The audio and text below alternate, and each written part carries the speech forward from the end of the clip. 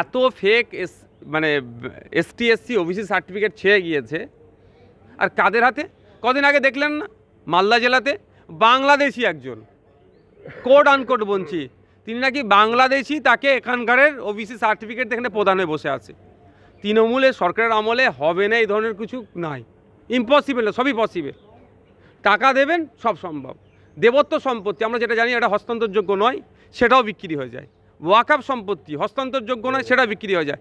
Refugee land, আর land, যেটা refugee মানে সরকার থেকে আমাদের উদ্বাস মানে রিফিউজি ভাইদের জন্য যারা বরাদ্দ আছে, সেটাই সরকারের আমলে বিক্রি হয়ে যাচ্ছে। হয়নি এরকম কোনো কাজ এই সরকারের আমলে নেই। স্বামী বেঁচে আছে, স্ত্রী মানে মহিলা তিনি বিধবা ভাতা তুলে খাচ্ছেন। এই তৃণমূলের আমলে এগুলো সব হচ্ছে। যেখানে দুর্নীতি আপনি সেখানে তৃণমূলকে পাবেন, আর যেখানে তৃণমূল সেখানে আপনি দুর্নীতির থাকবেই থাকবে। মানে একে অপরের পরিপূরক, এরা দুজনকে ছেড়ে থাকতে পারে না, তো এটা হচ্ছে ব্যাপার।